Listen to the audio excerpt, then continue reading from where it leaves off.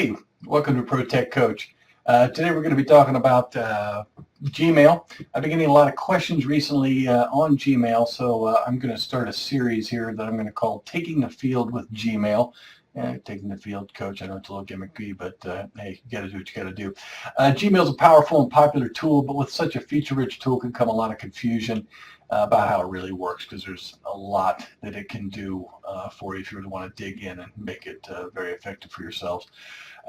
We're going to take this in a step-by-step approach in short videos and accompanying blog posts.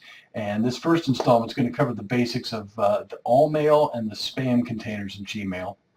Later installments, we're going to cover labels versus folders. I know a lot of people are familiar with folders and other email programs, so we're going to be talking about the distinctions there. And then we'll be getting into filtering emails and choosing between the different organizational schemes that Gmail provides for you in their viewing capabilities within your inbox. If I wasn't opposed to such gimmickry at this point, I would now blow a whistle and yell, "Take the field with Gmail." Let's get to it.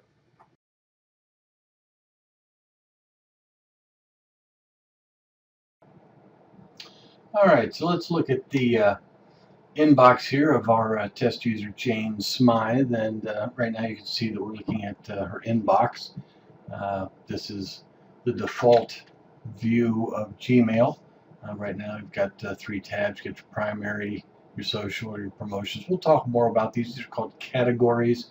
We'll talk about these in a future installment, but let's dive right into today's topic, which is talking about the all mail container and the spam container. First thing to bear in mind is when emails come into your Gmail box, the first thing that Gmail does is they take a look at each email and they try and identify spam versus legitimate email. Legitimate email goes into your all mail container, and spam goes into the spam container. These are the 2 top level containers for Gmail. Regular email also comes to your inbox, which your inbox is just a label within the all mail container. May not make any sense to you now. We'll be talking about labels later, but just think of the inbox as a subcontainer of the all mail container. What does that mean? Well, right now you can see we're looking at the inbox. I have 2 emails in here, and if you didn't know any better, you'd think, wow, that's a pretty light Gmail box you got going there, Tim. But if we go over here to the left-hand side, you can see you've got your filter, some pre-filter set up for starred, important, sent mail, drafts, circles, and then more. And under more, you can see you have an all mail container and a spam container. There's also trash. We'll again be talking about trash. That's a special label as well. So let's look at the all mail container. You can see that indeed I do have a little bit of history in here for Jane Smythe, the emails that she has received, and that is all of the email that she has in her Gmail box, hence the name all mail. Pretty simple. Again, we go back to inbox. Well, that's a subset of all mail, and that's the mails that I have in my inbox, which means at this point I haven't read them or archived them. So let's walk through what does that mean. Oh, first, before we do, let's talk about spam, the other main container that happens before you get into anything else. You've got all mail container, you've got the spam container, and this is the spam container. I have one stupid email here from Mailer. What was Martha Stewart thinking when she did this? Clearly that's spam. That's great. I don't want that in my inbox. And you can see up here in the top that messages that have been in spam for more than 30 days will be automatically deleted. And that means really deleted, gone. They won't be in your trash folder. They won't be down here in trash. You can see I've trashed some emails, and those are just sitting there waiting for me to empty the trash, or until they are 30 days old, at which point they will be automatically deleted. So why does this matter? Well, because I've gotten some questions lately on what happens when I archive an email. So let's look at this email from Halleck, asking what's up with Jane, how's things with the new job. Oh, that's interesting. That's great. So it looks pretty germane, harmless. great. I can reply. I can do whatever I want. Doing great. How about you? And I can send that off. Now then, if I hit the if I don't do anything, if I go back to the inbox, well, that email is still here in the inbox. It's now marked as read. That's why it's not bold like this top email is. I still haven't read that one.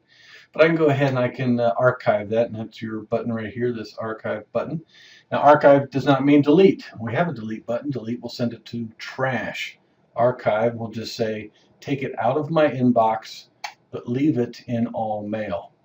And sure enough, if I go over here to all mail, you can see that that email is indeed still here hanging around. It's all good to go. I haven't lost it. I haven't deleted it. It's not going to go away in 30 days. It'll stay there for, well, as long as Gmail's around, they don't have some kind of catastrophic failure. So that's how archiving works. We can go ahead and do the same thing with the next one. And in this case, let's go ahead and delete it. Now we go to all mail. Guess what? It's not in here. It's not gone.